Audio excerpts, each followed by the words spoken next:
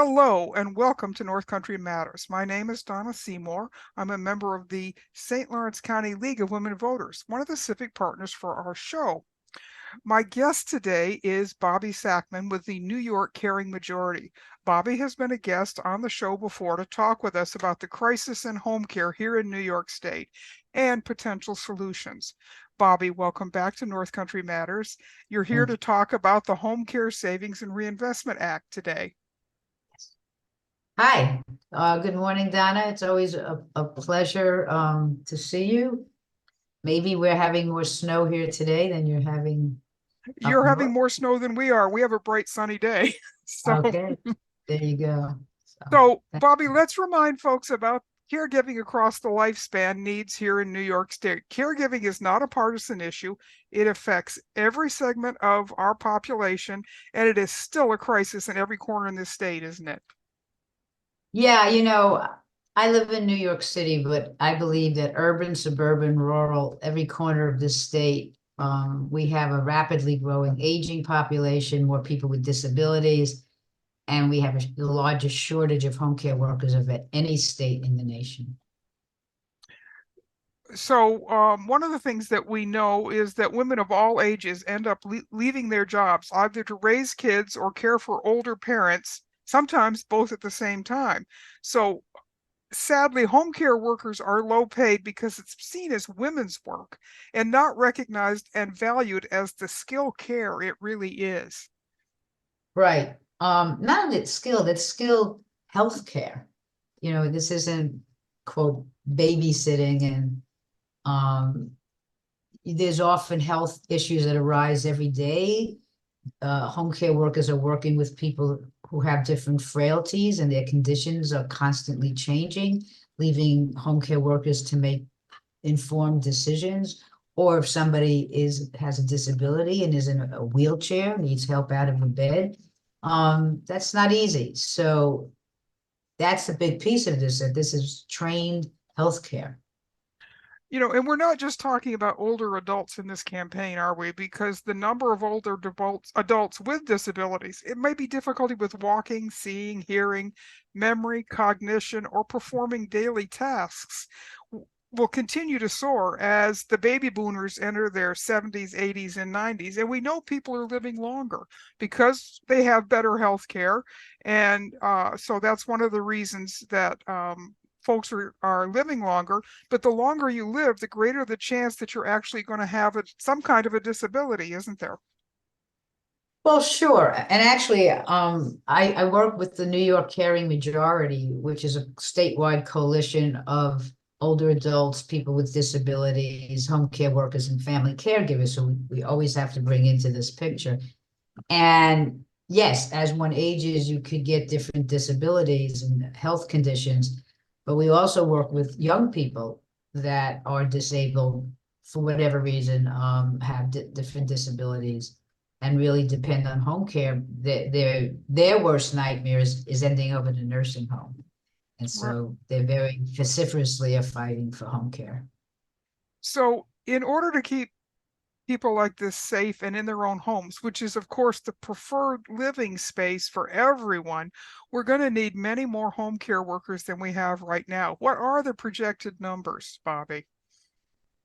So if you take how many home care workers we're going to need, plus the fact that there are almost 30,000 home care worker positions that turn over, people leave their jobs, I would argue because of wages, we are going to need upwards of 1 million home care workers between 2018 and 2028. Now, 2020, there was a study on this. So 2028 is 4 years away, and time flies. So that's why we've been so strongly, the Caring Majority and others have been making this argument that if you don't pay a fair wage to home care workers, we're all suffering. The workforce, the people who need the care, and family caregivers who are committed to care, but often have to take up some very difficult, time-consuming tasks. They do. So everyone hoped the Fair Pay for Home Care Act from a couple of years ago would start to address the home care situation here in New York. How did that hopeful Right. start come to grief? Because it did, didn't it? So here we go. And we got somewhere and then it led us somewhere else. What I want to say from the very start of what I'm about to say is that fair pay for home care, that's still a piece of legislation. That's our North Star, the caring majority's North Star. When we haven't let it go, but sometimes along the way, other problems arise before you get to the North Star. But in some ways, what I'm about to describe is actually, we think, a solution to the problem of the state loving to say, where's the money? Well, we found the money. So here is the next bill that this got introduced actually the end of December. So it's a brand new bill now. It's called the Home Care Savings and Reinvestment Act. And what this would do is, I'm going to take a step back and explain. New York State, under the former governor Cuomo in 2011, instituted a system called managed long-term care. And who manages this managed care? Insurance companies. And I always like to say, raise your hand if you trust insurance companies. I haven't seen one hand go up yet. And it is the insurance business model of, if I deny you care, I have more money in my pocket. And that's the general insurance business model all over our medical system. No different here. So as an example, in 2021 alone, these managed long-term care companies, there are 26 of these plans, earned in profit. They made $722 million in profit. That's Medicaid money. That's our money. And that's, so what happened was, to go back to fair pay, we won $3 an hour increase, which is nothing. It's very little. Our goal still is that home care workers should be paid 150% above minimum wage.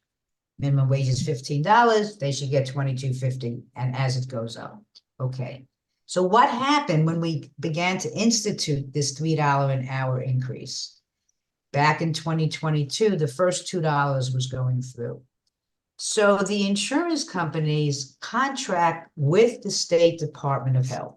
Okay. So I just want to take this again, so it doesn't get too confusing. We have managed long-term care plans. They are these large insurance companies. They contract with our State Department of Health for Medicaid dollars. We're not allowed to see the contract. It's considered, quote, proprietary, which I think is strange. And apparently there's nothing in that contract that says to the managed long-term care companies, you must pass along a certain amount of money, a certain rate. So here we won $2 an hour, right? More for that beginning step. But the insurance companies, one said, apparently, I'll give you 20 cents more an hour. And actually, the cost is a little higher than 2 because they have unemployment insurance and workman's comp.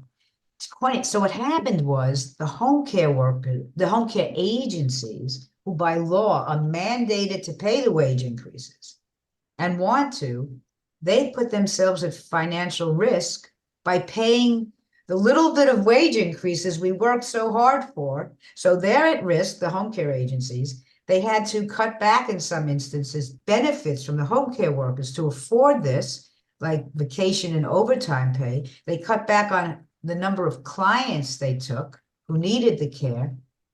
How could anybody call this a win? I mean, this is so frustrating, and it's an indefensible system.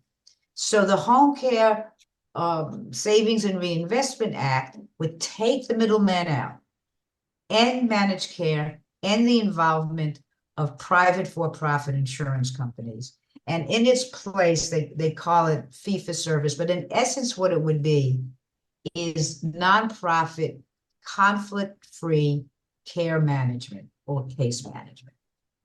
So there would be an entity that would assess the person and how much care, the hours they need.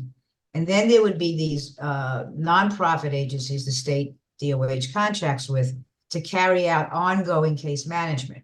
The other thing is, if you ever ask somebody who gets services through an MLTC, do you get to talk to your care manager?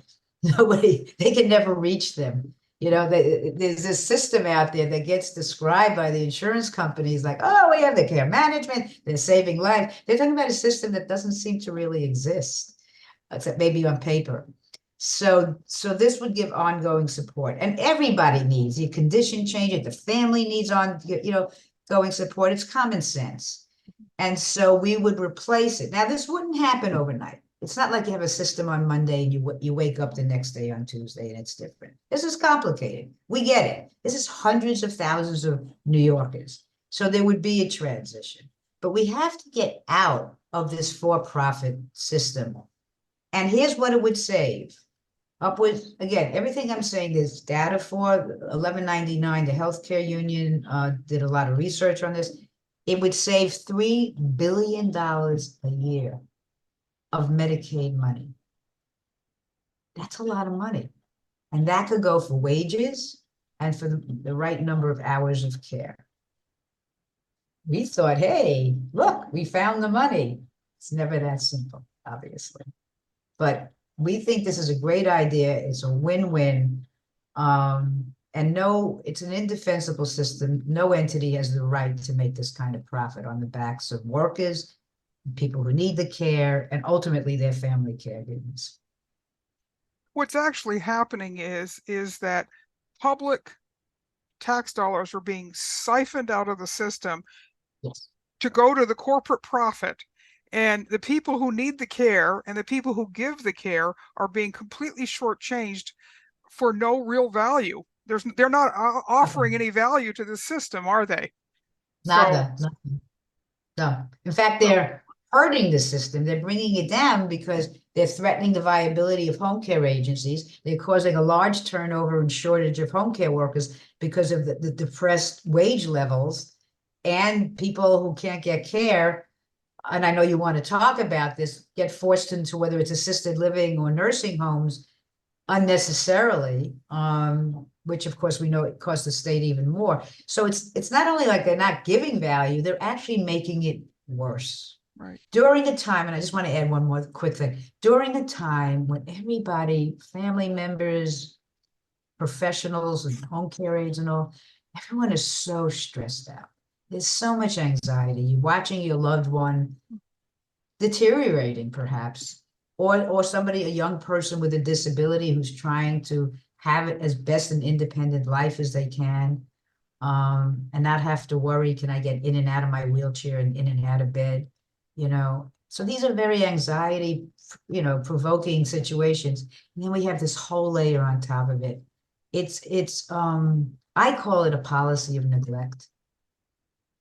There was an analysis done by a team at Rutgers University in New Jersey recently that found that about 6 out of every 10 people, or 59%, spent the last 3 years of their life at home, cared for by family, friends, or caregivers when they need help with daily tasks. And while not all of these people need skilled nursing care, they do need help. And that's where the home care worker comes in to relieve the family care worker. And if these people can't stay at home, a third of seniors would choose assisted living, especially one that provides transitional care over a traditional nursing home. But those places are few and far between, especially in rural New York, where there are not enough care workers to meet the current need to keep people at home. The only assisted living facility in St. Lawrence County is closing its beds this spring. More than 30 residents will have to find alternative living arrangements. That's a significant number of people who will need to be absorbed in an already overtaxed system here in the North Country, and neighboring counties don't have enough open beds to absorb them. So this is another reflection of the brokenness of our healthcare system at large and the Medicaid funding system in New York State. How would passage of the Home Care Savings and Reinvestment Act help to keep these older folks at home and out of those assisted living slots that don't exist in many communities? So a couple of things I'd like to say. I appreciate you're asking this question. We want to win this, obviously. And when we win this, we want the money to stay in home care. We don't want to identify $3 billion, which is a lot of money. And somebody else says, well, wait a minute, we need it for this and we need it for that. No, this is our advocacy. This is our campaign. that we're aiming for. This could keep people out of these assisted living facilities. And I'll bet what's going to happen from what you're describing is if they do find a placement for somebody, they're not going to necessarily be close to their family. And that's just terrible. We know that. We went through this with COVID when people couldn't visit. That's part of your health care, obviously, is emotional and your social connections to your loved ones and, whoever, friends and all. And if they can't get to you, so the problem is as you've described it, Donna, is when this small facility closes, placement could be 50 miles away. How is a family going to visit regularly? God forbid there's an emergency. And that anxiety level of the person in the assisted living facility, knowing they're not near their family or friends, that's not good for your health. That's not good for your social, emotional health, and your physical health. We saw that during COVID. And so setting up a situation where somebody is so far away is only going to make an already traumatizing situation even more traumatic. So yes, they will hopefully find a placement, but that's really not an acceptable policy on the part of the state. And I understand this place is closing because Medicaid rates are just too low to keep them functioning. It's not about need, it's about they can't get enough money to operate. That's exactly right. And the other side of it is that for most people, it's going to be much more than 50 miles away from where their loved one is. And so, again, as you point out, there are so many social determinants of health that this is going to affect. Absolutely. So, Okay. one of the things that we see here in rural New York is that our young people leave for jobs and opportunities that are not present locally. They leave behind their parents and their grandparents, and too often there is little family around to help with the caregiving. This makes a bad situation more, and it creates even more need for these dedicated home care workers who do come in and help folks. So without a robust economy, young people can't stay in rural places and they can't find living wage work. And without a robust economy, caregivers can't get enough in wages to make caregiving a viable employment opportunity, no matter how much they want to stay in the field. We've already talked about job growth and how it's going to explode in the next few years. And so the money that the Home Care Savings and Reinvestment Act would inject back into the system would go a long way towards making caregiving jobs valuable again, wouldn't they? Totally. I mean, the whole point is to, as I've said, is to increase the wages.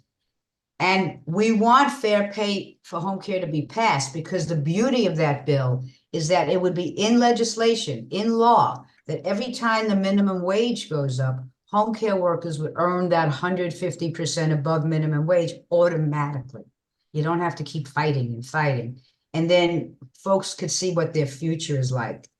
Now, if they can make more than 150% above that minimum wage level, all power to them. But at least this sets a fair pay for folks, to say, okay, I can afford this, I can do this job. But right now, yeah, we're just paying wages that we know people won't stay. So And they can't live on. And it's not that they can't afford it. it's Yes. not that they don't want to do the work. So, Bobbie, my next question is how can New Yorkers from every part of the state get involved in the efforts to get the Home Care Savings and Reinvestment Act passed? What do you need us to do as citizens, as consumers, and as concerned family members? So the first thing you can do, and I know it's a really long name, right? I wish we had a better acronym for it. Home Care Savings and Reinvestment Act. I can give you the bill numbers, Don, when you send out, it's S, which is Senate, S 7800 and Assembly 8470. And here's what you can do. And it really doesn't take a long time. Call your assembly member, call your senator, and say, I need you to sign on to this bill, sign on to this bill. I need to know that home care workers will make a living wage, and I am upset, outraged, whatever your own personal language is, that we're letting the state give hundreds of millions of dollars in profit to insurance companies. That over the last 4 years, these insurance companies profited by $3 billion. So pass this act, get the greedy insurance companies out of this business, and use the savings of $3 billion a year for home care wages and the correct number of hours, the adequate number of hours people need for care. I need you to sign on to this bill. It has to happen now. It does. Really has to happen like February, beginning of March and all. And I insist that you do this. This is an indefensible system we have. You know, Bobbie, one of the things that's most effective when you're talking to legislators is to tell your personal story, to Totally. put an emotional connection to this particular problem. And almost everybody has a caregiving story of some kind. And if not for their immediate family, for someone that they're very close to. So I think this is a great opportunity to really share that with legislators and make it personal to them as well as personal as it is to each of us. So bingo, we are collecting what we're calling MLTC horror stories, managed long-term care horror stories. I can send you a link. It's a survey, 4 or 5 questions. You could do it anonymously or put your name in it. That's your choice. About yourself or a loved one, somebody you know. And we're getting back these stories of how this daughter had to stay overnight with mom who had Alzheimer's. The MLTCs wouldn't give home care hours overnight. They didn't think it was medical need. Mom ended up in a nursing home, died. Daughter's probably guilty to this day, was just torn apart. And, we're hearing about people. I just heard this story the other day. So this woman, I think she's in her 90s. She's very tall. And the MLTC won't give her, I guess, a long enough bed. The only bed that's big enough for her is if you are considered obese, but she's not. Like, what sense in the world does this make? They won't give her the right size bed because she doesn't fit a certain definition. When you and I go out and buy a bed or a mattress or whatever, we buy what fits us. So how uncomfortable must that be? To sleep in a bed where you probably have to bring your legs up a little. I mean, it's this, it almost sounds like nonsense, but it's very serious. So even the most basic things of, people who sleep in wheelchairs because they don't know if they'll have a home care worker to get them in out of bed. So it's the most basic things that we feel we could do better with an infusion of $3 billion that the insurance companies are pocketing. And it's not like you're asking the state to find this money in the budget. The money is already there. It just needs to be We did it. redirected to the Win-win. correct places. So yeah, it seems like it should be a no-brainer, but some days those are the hardest things to convince people of, isn't it? I know. And we talk to legislators, we talk to staff. I can't tell you how many legislators and staff, actually their moms usually, their moms were home care workers. This is not unusual. I was in Albany. I just spoke to a state senator yesterday. His mother was a home care worker.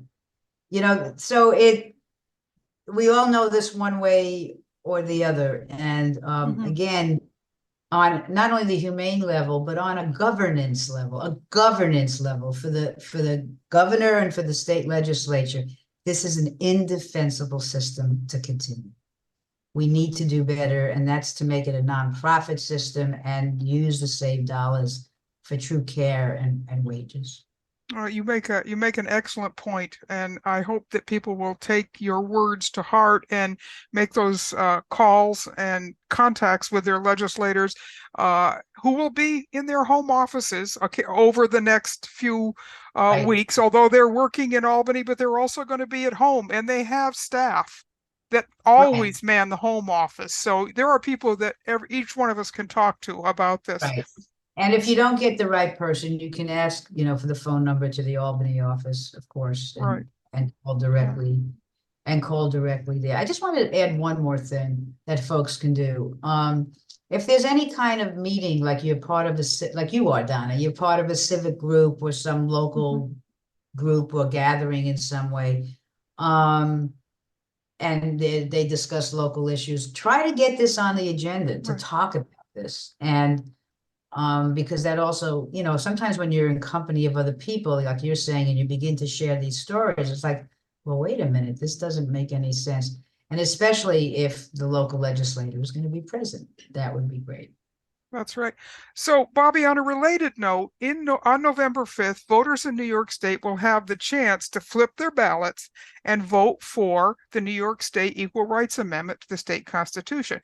Now, this amendment specifically adds protections to the constitutions to the disabled and the aged. How important will it be for people in the New York carrying majority that you advocate for to take this as a opportunity to make real positive change? Well, this is amazing. You know, this went through a 2-year process where the bill had to get passed 2 years in a row and then signed by the governor. And then it gets put, you know, when you're making a state constitutional change, and now it's going to be on the ballot. Like you said, you got to turn the ballot over. Make sure you turn the ballot over.